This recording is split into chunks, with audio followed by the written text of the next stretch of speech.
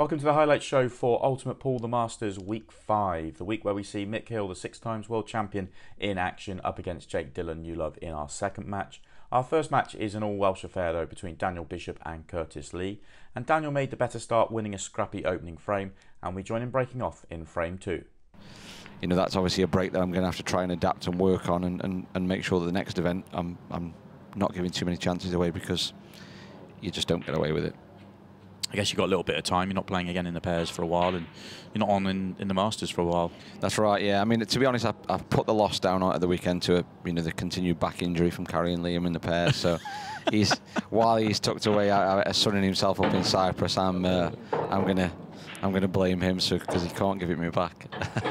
unless he has tuned in around the pool tonight. Well, he said something similar. He was on commentary with me last Wednesday, so he said his back was sore. So. Yeah. Well, we're talking about the pairs. That was a beautiful opening shot from Curtis.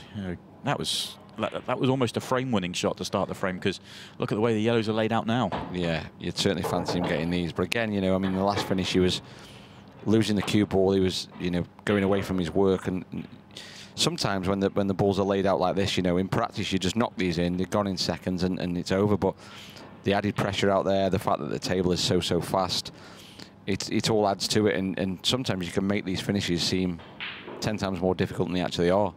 So, I mean, don't be surprised if he doesn't get these. He should, but don't be surprised if he doesn't. Yeah, and he already ran into a little bit of trouble because he was playing on the yellow to the top right previously. Didn't land on it, so had to play long. But he's back in good position, slightly hampered by the red.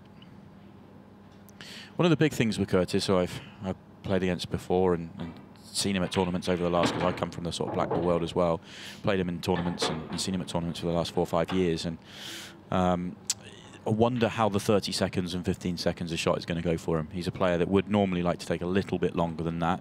Sometimes that can help you, sometimes that can hurt you. Yeah, and that's why I think, certainly in these formats that we see, certainly the shorter formats, not so much this one, but it's good to get a good healthy lead. Because then it sort of takes away the pressures of that 15-second shot clock, because, and we've said it time and time again, it's probably more like 12 to 10 seconds by the time the cue ball stop rolling and you've got down to your shot, so it doesn't leave a lot of thinking time. So if you've got a nice healthy lead, sort of takes a little bit of the pressure off. So it's important to get a quick start in these tournaments. I think if you don't, you really are up against it, even more so than normal. And there you go. So he's got a big space to land in, and he's gone wrong. But it's all because early on in the finish, he was going away from his work, and it's just created a problem towards the end. Yeah, it just hasn't got that feel yet for the table. The table is certainly catching him out. All the players will have had their 10-15 minutes practice in the arena table. They're all given a table to practice on for as long as they want all day long in the outer arena, but they get their time on this table, which does play differently. It does play quicker.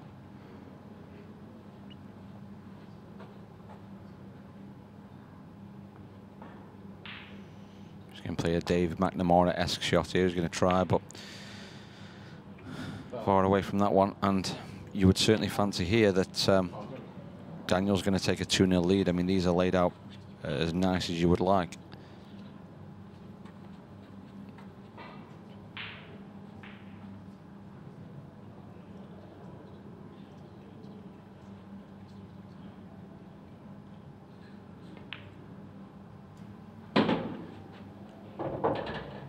Probably not the way I'd have gone here. I think I'd have took the bottom 2 reds first.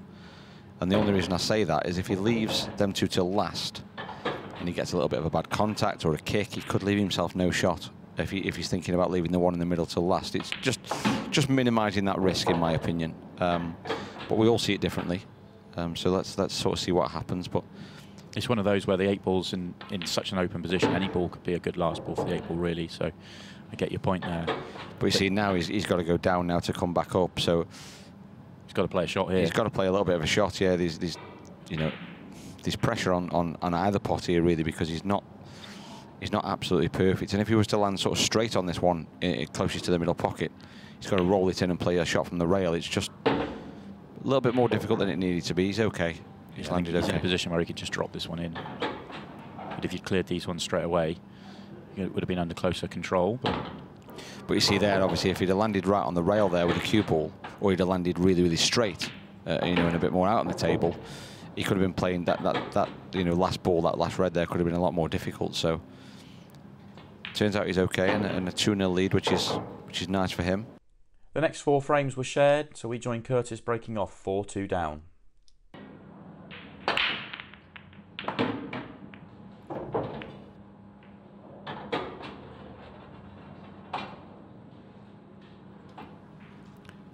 This time they open up beautifully for Curtis, and good control of the cue ball as well. Okay, it nearly gets pinballed into the top right corner, but it was straight up the centre of the table. And you can't help that though. If you get an unlucky kiss, that's just the gods against you. But not an easy pot to start with. But you think if he gets this, there should be a bit of a formality, these yellows. You certainly fancy him taking this chance out, but it is awkward cueing just over the jaw of the pocket there, especially with the rubber just slightly in the way of the pocket. It does feel like this visit is all about this first shot. Yeah. If you miss it, you're going to be leaving a wide open chance for Daniel, and he has missed it. It was difficult, but I still thought he was going to make that one. Yeah, you'd fancy Daniel getting these now. His head in his hands, and I think he knows, he's had more than enough chances here to be in the lead in this match. And he's sort of looking up at the skies at the minute, sort of bit of a prayer, thinking, please, give me something. Yeah, and it's difficult when you... Okay, Curtis has played on a big stage, played on TV plenty of times in the past, but you're not used to playing on it regularly, and it's been a while. You build it up, and then you turn up, and you just don't play the level you know you can. It's so frustrating, and right now the frustrating, you can sense it building for Curtis. He's in the match because of the scraps that Daniel's left him to pick up. He hasn't been able to sort of take the chances that have come his way.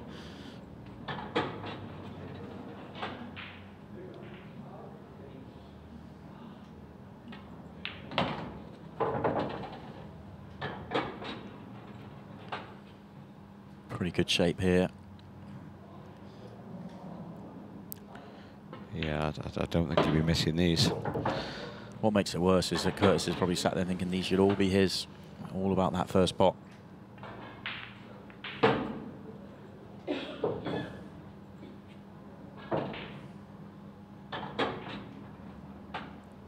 Let's talk about the nicknames of some of the players. Okay. So Swish Swish, I wonder where that comes from. Yeah.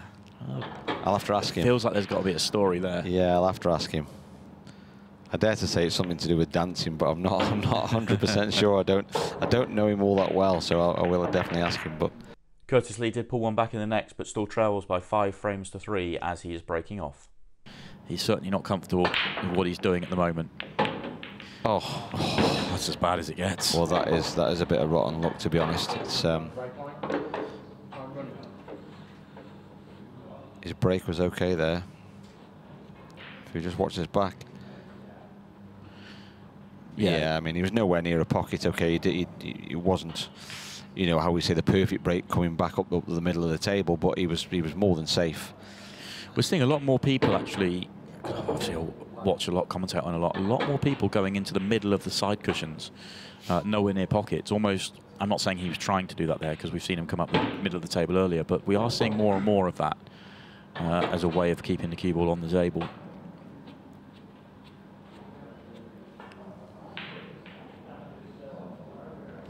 Daniel would love to take these out, and he's certainly got the opportunity. It helps him if the red goes past the other red to the bottom left-hand corner. That helps him. And I think it does, the way he's played this. Not sure he's got the best angle on it. He's going away from his work.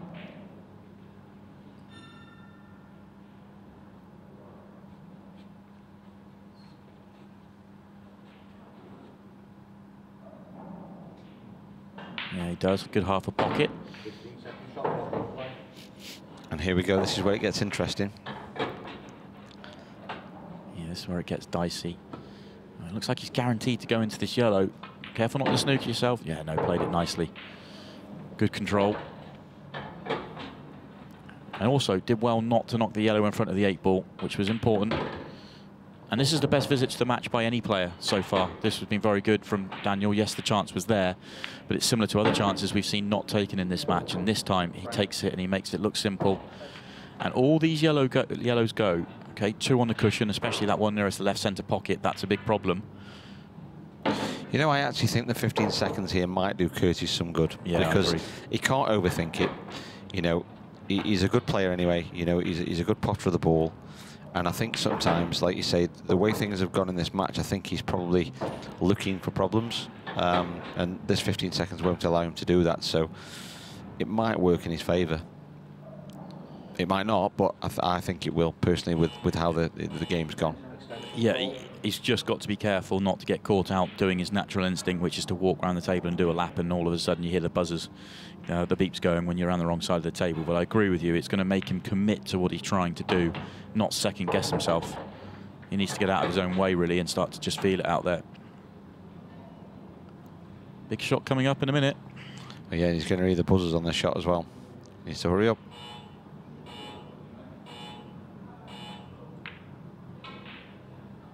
That's a nice shot. Beautiful. Still needs a couple more, but that's the hardest ball out the way.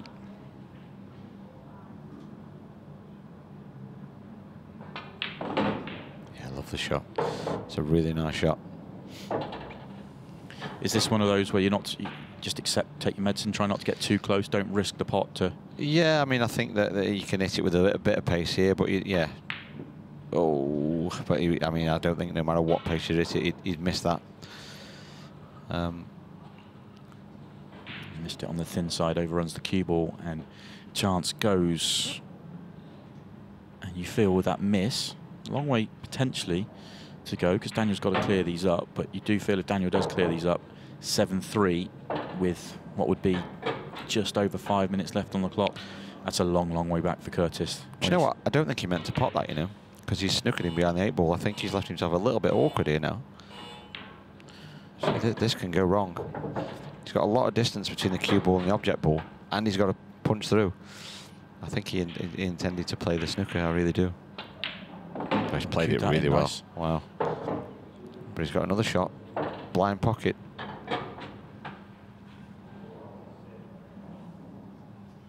Just concentrate on the pot here.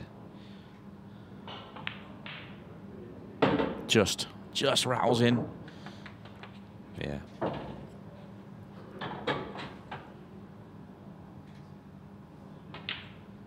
And in goes the 8 ball. So 1 frame away for Daniel Bishop.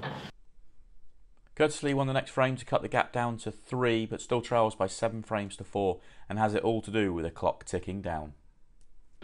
Yeah, Curtis could do with a golden duck here. That's what he could do. You don't see many though, do you? No, you don't. Have you had one yourself? No. One against you? I think I did have one against me. Yeah, the night that I played Mick and Usama McKinney. That night, I think I had one. You've always been lucky. I had a golden break myself that night, and I think at that time I was actually top of the break dish averages, which is, I don't know where my break's gone. It's just so. But look at this. Look, he's flying around the table now. Yeah, this is again exactly what he needed. A dry break, which is essential, and they're all there. Once again, that 8 ball does go. Just got to make sure you don't throw this one away. Get this clearance done. You're going to leave yourself 2.5 minutes to try and, you never know, a golden break can happen. So make sure of this one. He should have played like this at the start. Run around the table. This is what he needs in this. If he goes to a 6-red shootout, this is exactly how he needs to play. Trotting around the table. Always a bit short. He needed to be almost straight on this one. I think he can drop into the yellow though, just ever so slightly. He's played a good shot. Needs a gap. Needs a gap. He's not going to get a gap. That's disappointing for him. That will be disappointing. Oh. And he's decided to concede. Knows he can't turn it around from here, so he's going to lose by 8 frames to 4. That brings an end to a scrappy match, but it is Daniel Bishop that gets the better of it, winning 8 frames to 4. He moves on to our group final and will play the winner of our next match, Mick Hill and Jake Dylan Newlove, who shared the opening 6 frames in fine style with lots of quality pool. We're going to go straight into frame 7 and join Mick Hill with the break. Oh, look at these again. Now, if Mick's going to keep breaking like this and Jake breaks like he just did, well, this game could quickly turn on its head and quickly be over because he can't seem to pot one off the break, Mick. Well, apart from the white. It is very frustrating when you break as well as that and you don't pot one. It is such a big part of the game. yet it's probably the most lucky shot of the game, because apart from the cue ball, if you have control over the cue ball, that's all well and good and giving them a bit of a hammer, but where the balls end up go, whether they kiss each other, whether they go in or not, is purely down to luck. Whilst I do agree there's a huge element of luck on the break, I disagree with people that tell me that the break is only about luck, because I could stand there for 10 years and I would never hit a break like Jake just hit previously. I don't have that ability. There is a huge amount of skill, power, timing in the break that Jake just hit, and yet all you can do is hit them as well as that and hope for the best. So yeah. there is a luck of an element of luck, but if you can't hit them that well, then you can't just solely blame it on the luck. No, I get that. I understand that. I'm talking more about whether the ball goes in, where the balls end up is all about luck. You know, you can't preempt that. You know, the cue ball you can, how well you time the ball you can, of course, and how well they split, and giving them that power/timing element. I mean, it's more about timing than power, of course. And you'll know that playing golf yourself. You know, people think that these golfers are smashing the balls. It's all about timing. There is a huge element of skill there. Of course there is. But whether you pot a ball or not is all down to luck. You just got to give yourself the best possible opportunities to pot the balls. But like Mick's just hit them, you know, quite well there. You'd say that was a very good break. You know, yeah, and nothing goes in. Yeah, so far in this match, 4 breaks for Mick Hill. He's jumped the cue ball off the table, he's potted the cue ball, and he's come up dry twice. You can make a case for saying, even though he's lost the last couple of frames, you can make a case for saying he's probably the happier to be 3-3. Just the way the breaks have gone. Of course, being 3-1 up, he wouldn't be, but he hasn't done anything but sit in his chair from 3-1. Jake still needs to play a shot, though, to get out here. With the 8 ball being on the left-hand side and the 1 over the right centre, he needs a good angle to be able to come across the table and land nicely on it.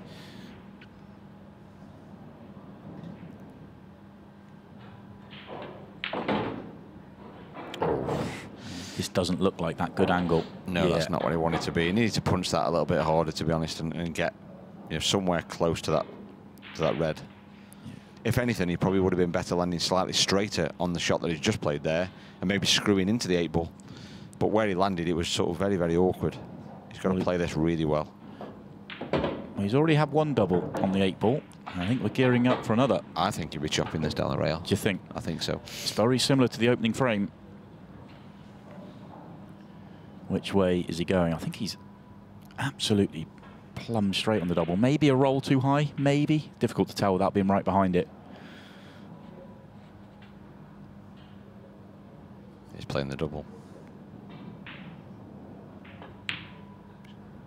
Oh, it just stays on the table. And a wry smile from Jake. Mick couldn't jump out of his chair quick enough there.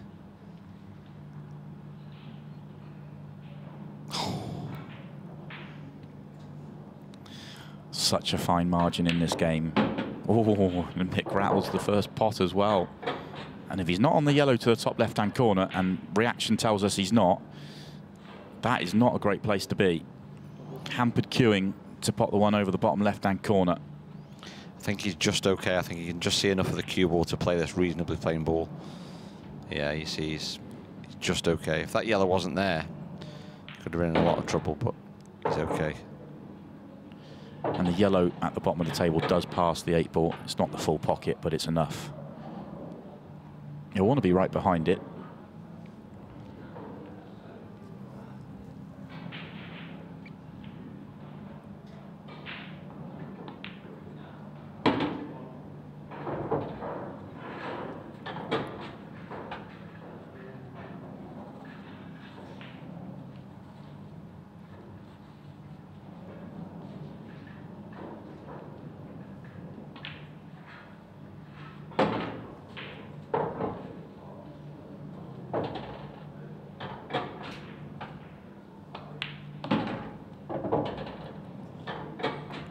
Lovely little angle just to drift down to get right behind that last yellow.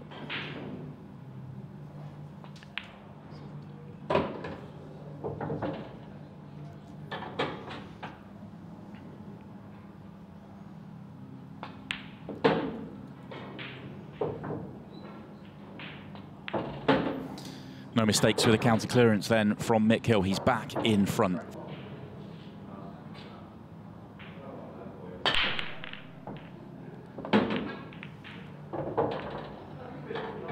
Come on, Jimmy, tell me what was going through Jake's head when he was deciding to cut break at the start of the night when you can break like this. I'm not quite sure. I'm not quite sure. I think the... he's got power to spare, hasn't he? I think the alcohol must have worn off because he's got power to spare, as you say. It's. I mean, these haven't gone particularly great. No, the layout's not great, but the power he generates is impressive. Yeah, it's very impressive to watch. It's his timing. He times it really, really well. So red's is his choice. I think the red does squeeze into the bottom right-hand corner. Can he see enough of the red over left centre to drop it in? Easy enough to open up the red at the top of the table. Just a few question marks here.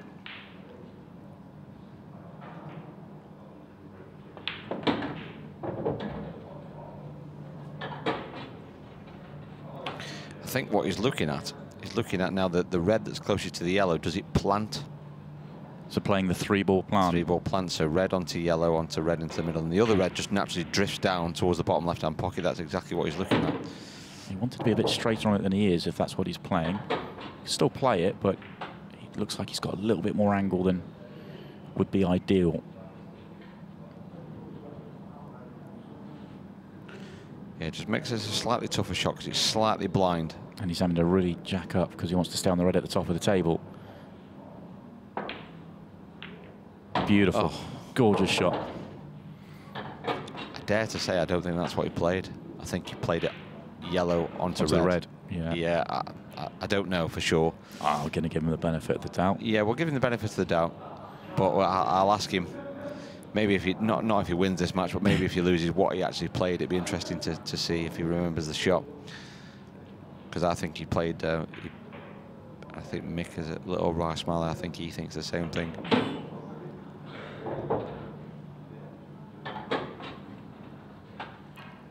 Now.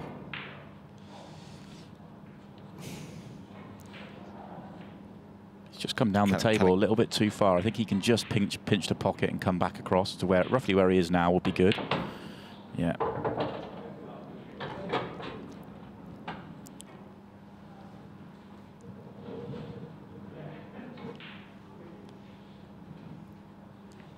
Got to play this quite slow, so he doesn't really want the cue ball to be bang under the rail.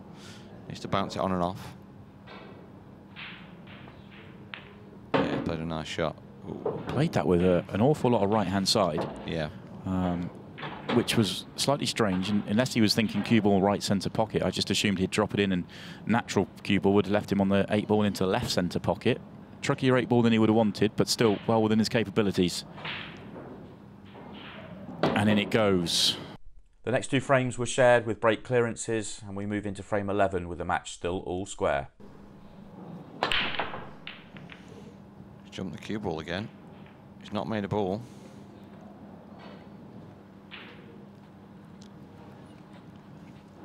He's maybe a little bit frustrated, Mick, with the break off.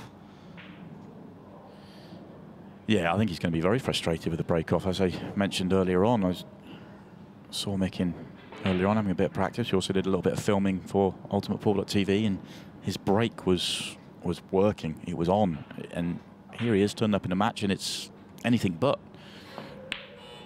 Oh, I thought he was going to fluke that into the middle pocket.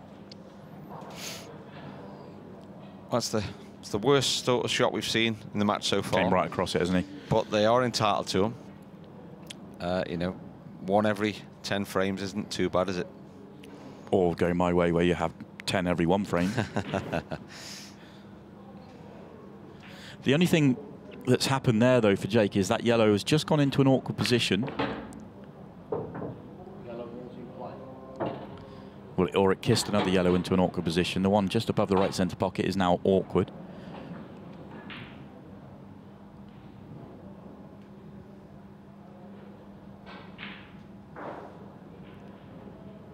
Just an early warning. Keep an eye on that match clock. We're down to 16 minutes 50. Both players need three frames, so it may not come into play. But if this frame in particular was to get tactical, depending on that yellow, that if Mick can work it out or not, that match clock could definitely come into the equation. Something that Mick will have a lot more of experience in than Jake.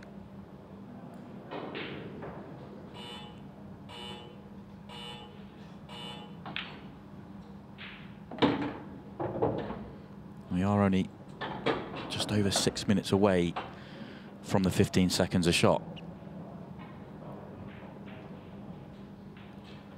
I wonder if he was trying to leave an angle on the yellow just below where the cue ball is now to be able to screw up into the red to keep himself on the yellow by the right centre pocket, drop that in, and then everything goes. And he doesn't have that angle now. Yeah, that's exactly what he played, I think. He's going to check this in now and try and free the one over this side of the pocket now. He's tried to get back to that same angle. Yes. And this time he's a couple of rolls short. He can probably play into the cushion and then into the yellow, but can he? I don't think he can get into it enough to get into the red. And if he was to catch the yellow full, I don't think he'd have a good outcome from it. He may be a touch short to even play the shot I was talking about. Yeah, so the double. I can only assume the yellow to the bottom left is more open than it looks as well. Yeah, I think if he can get on it and turn it over into the pocket. Yeah, that's why he hasn't tried to free it. That's a great pot. He's not on anything else. He's not come back far enough. He has snookered on both yellows. So a finish with it's felt like he's been chasing from ball one has finally come fully unstuck.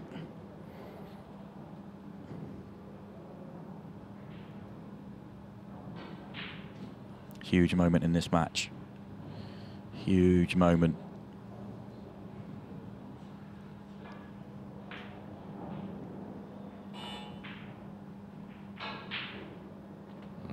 And it will be a foul. So cue ball in hand for Jake Dylan Newlove anywhere on the table. He has an obvious problem ball to sort out. The reds at the top are all in a line, but the red at the bottom is the one he needs to think about. Got very close to this yellow, and he may even feathered it on the way past it there, but you have to hit a cushion after contact, which he clearly didn't there. This could be huge. Jimmy, this could be absolutely massive. If Jake can take these out, he will have the break in the next frame, and he's on a run of 3 straight break clearances. 2 frames in front of this stage would be massive. Yeah, he needs to make this pot.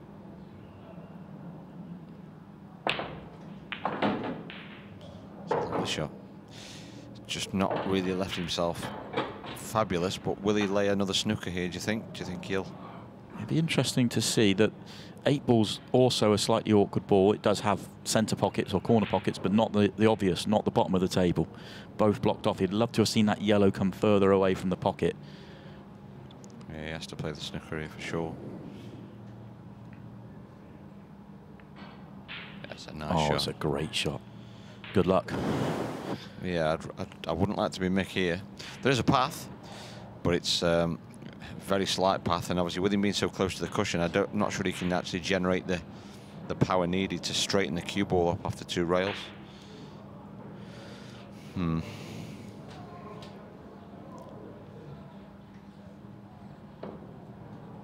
it's close. What a shot. Unbelievable shot from Mick Hill. That's one of the best shots we have seen in this competition. Absolutely incredible. Well, that's one for the highlight reel. What a shot that is. Wow, just wow. Oh, what a brilliant shot there from the 6 times world champion. That is a huge difference. 6-5 in front instead of 6-5 down on the back of that one shot alone. Moving into the next frame, Mick did have the first opportunity and made a mess of it, so we're going to join Jake Dylan Newlove with a chance of a counter clearance. And the reason being, I mean, covering pockets isn't great in this rule set, but he was trying not to leave it an open pot on or easy pot on for Jake, and having the pocket that 3 yellows needed covered was in his mind. And a red in the middle of the table, but chance now for Jake to clear these up, and we'll be back to all square.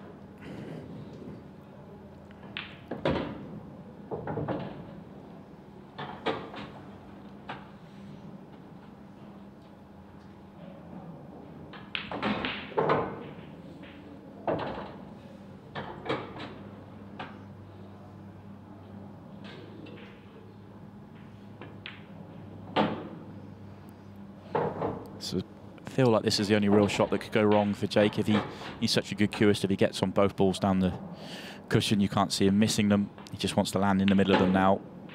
Needs it to keep going. Yeah, perfect. Beautiful shot. Well, I say perfect. It's a roll too far. He's not going to get overly close to his last ball.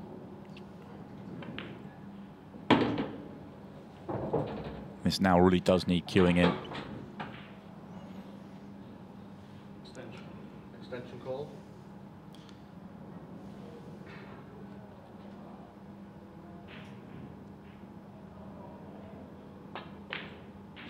And he cued that straight into the cushion. The difference it made on that previous shot coming a roll too far meant he couldn't get right behind it. And that has forced the miss. Yeah, I can't help but thinking that. I mean, he's gone for the clearance there, and okay, you know, clearance would. Oh, that's an interesting shot. Mick couldn't pick it up with his hand and put it worse than where he has just put it. We are at 15 seconds a shot, and I think that almost caught him out. This is massive. In it goes. In it goes. And he holds up his hand. Jake pulled one back with a very quick reverse clearance and is now breaking off at 7-6 behind. A lot on this break. And he's made a ball. And he's going to have a great chance. A brilliant chance to take this one to a deciding frame. What a break that is.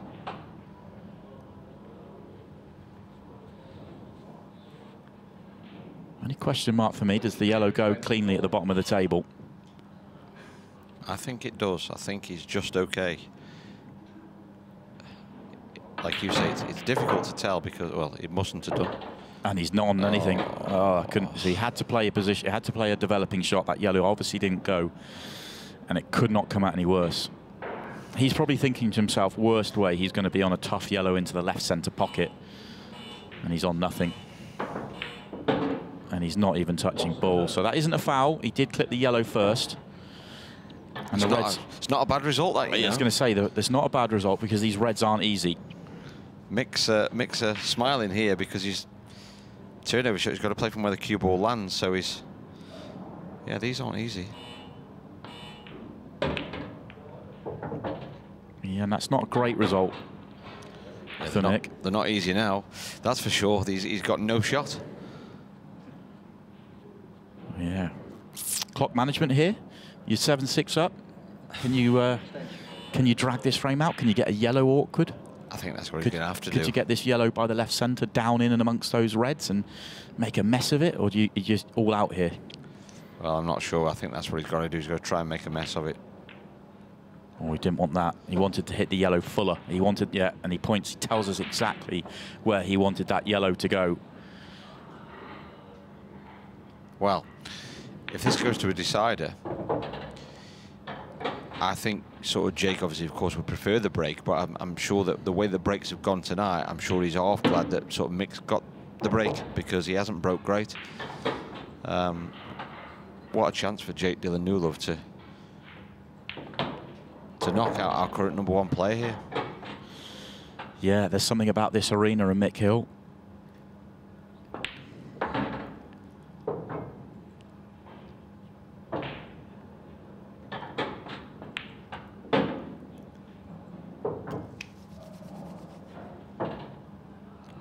Well. And the clock will stop with just under 3 minutes to go. Needs a ball, and he's got a couple. Mick Hill will get the opportunity. Oh, look at them, though. They aren't nice. He was holding up his hand. He wanted some balls to stop over that top right-hand corner. Cue ball was close as well. Only close by being kicked towards that corner pocket. Is there a plant there on reds? Don't think so. I think he's going to try to play the yellow off the top of the red and free the other yellow that's tied up. He only needs to feather off it, doesn't he? But this is a delicate shot. Tough. This is very tough. He's played it clean. He wanted a little flick on the red to knock the yellow. And he needed to move the yellow about quarter ball. Now that yellow at the top is a real problem.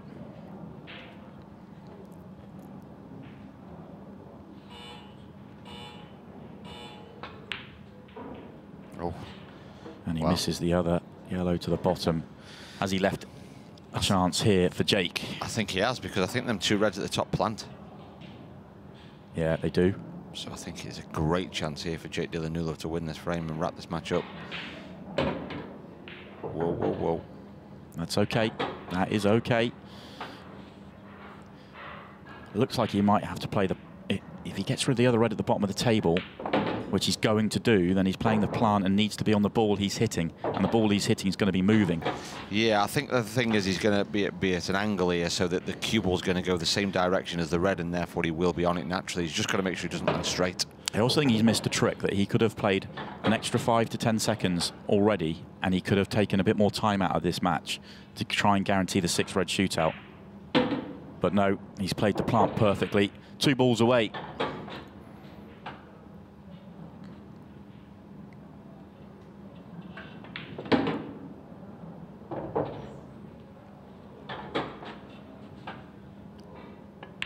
What a match. What a brilliant match. But it is the butcher, Jake Dillon-Newlove, who knocks out the #1 seed in Mick Hill. What a match and what a moment for Jake Dillon-Newlove. A fantastic performance and takes down one of the best players of all time and one of the big favourites for this competition as well. He's straight back in action though, up against Daniel Bishop in the group final. We're going to join it right at the start. But I wanted to wait until the final because I felt that it was the right thing to do. So, the song by Katy Perry, Swish, Swish, it's actually that, but they changed it to Swish, Swish, Bish. I'll let everyone work out what the original song was called. Most people probably know, but that's what it is. Lovely. So there you go. I've done my investigation work. Oh, brilliant. That's great. You've got a job as a reporter coming up, Jimmy, I think. That's it. Reporter, pundit, commentary. We probably should just quickly wrap that semi-final we've just seen between Jake and Mick. Obviously, all credit in the world goes to Jake for playing a great match. You know, he made, what, 2 or 3 errors in the match himself. Mick made a couple himself. So very, very high standard from both players. But Mick's break just didn't really turn up for him, and Jake was hit and miss, but when he got that break going, he just took out a bunch of finishes. I think overall he made 6 finishes from the break, you know, including reverse clearances. A great standard. But Mick will be very disappointed. Mick's now left. He just come through to the lounge and said, on that note, good evening, and left the building. I think he knows himself. He's a little bit disappointed, but, you know, he's having a great season, and okay, he'll probably reflect on the way home and think what's gone on there, but it won't affect him for too long, I wouldn't have thought. But yeah, I mean, credit to Jake. I just had a chat with him there in the break, and I just said, look, you've got to get rid of that cut break. I said, that's not the one for you. I said, you're hitting him like a train. I said, you've got a front break. He said, well, in practice, he said that, you know, I'm doing the cut break and potting 2 or 3 balls. He says, but I think I'm gonna get rid of it. I said, you need to. Great start there for Jake Dillon-Newlove, continuing where he left off against Mick Hill in the previous match. He also won the next 2 frames as well, and we joined Daniel Bishop breaking off, needing to get something going. The first group of the second stage. Yeah, I thought earlier on you did say that Nathan Ellis would be. Wrong, I think that was wrong. Yeah, so this is week 5. Yeah, so just to confirm that this is almost a reset of the next stage. So it's nice of you just to point out my mistakes. No problem at all. That's fine. How long has everyone got? We can go through a few more. Yeah, let's go for it. Yeah. So just to confirm, the second stage the first group of the second stage will see Shane Thompson, Jack Whelan, John Rowe, and Nathan Ellis.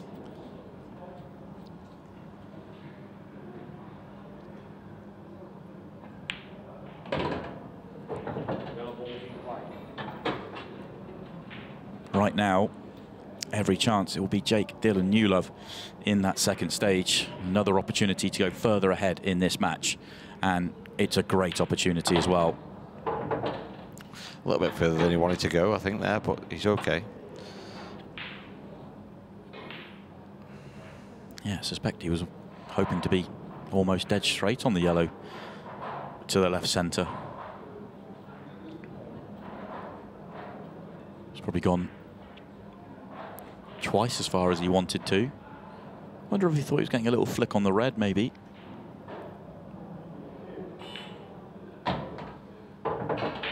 Beautiful recovery shot, though. Yeah, it's a nice shot. Yeah, absolutely beautiful.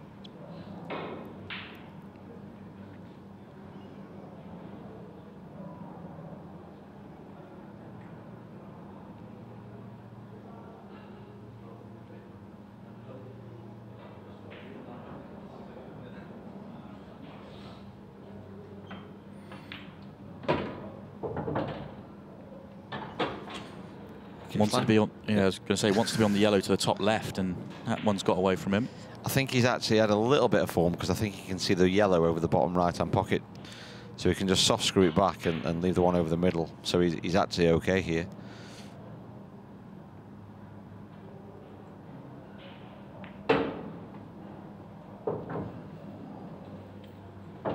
Not perfect, but he should be okay just to drop this in and control the cue ball.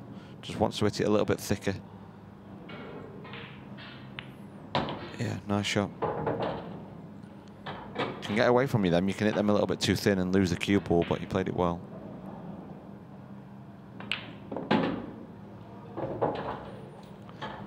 It's exactly the start that he would have wanted, Simon, this. Yeah, just continuing, isn't he?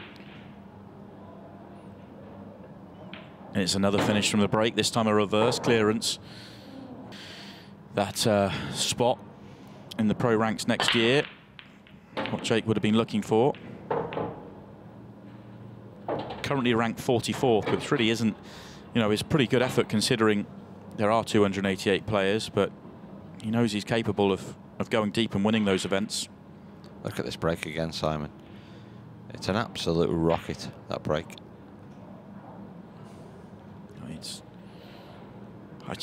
I mean, when you see the break, you do question how he's ever decided to lose ever. Well, I was going to say go for the cut break. Yeah, he's. I think he'll be banishing that after my little pep talk with him at the bar after his semi-final. I said, "You've got to get rid of that cut break." He said, "I agree."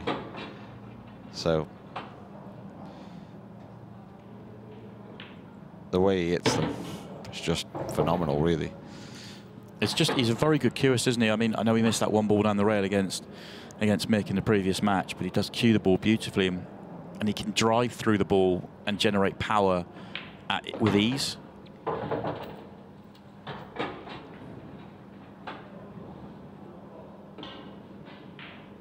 Yeah, I think he's right up there with one of the best breaks. I think I really do when he gets it like that. Just needs to pick a window. He will need to play a good positional shot to get on the 8-ball, though. I say he just needs to pick a window and the frame will be over. It won't be. He will need a good last shot. And he did in his match against Mick earlier on. He did have a couple of times where he struggled to get on the 8-ball and had to accept tricky doubles.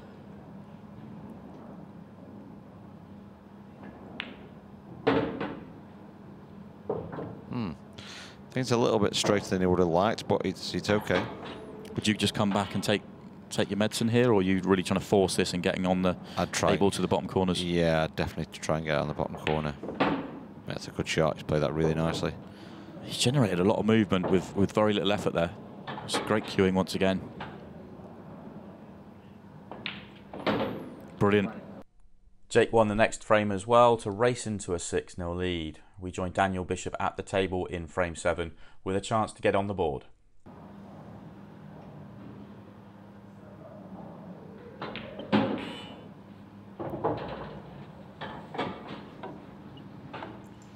It's a nice shot. Got the angle now to develop his 2 bad balls off the rail. You'd fancy him getting these.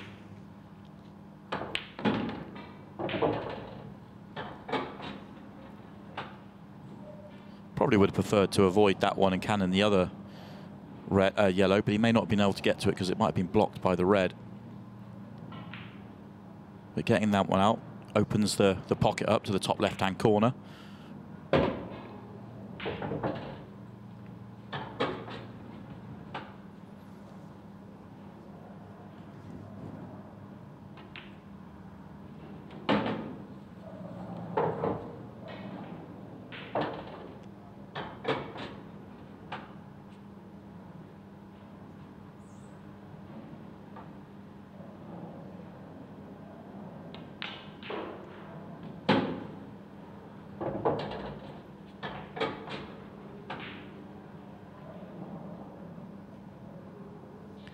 Lovely couple of pots down the cushion. Finishing touches required.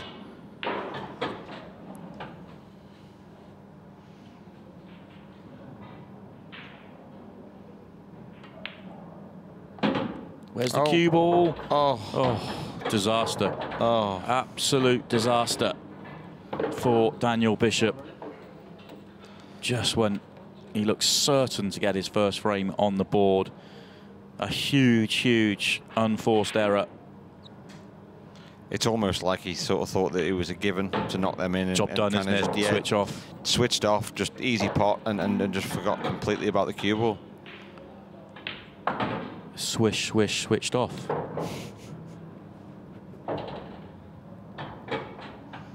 I've got you there, Timmy. You've done me there. You've done me there.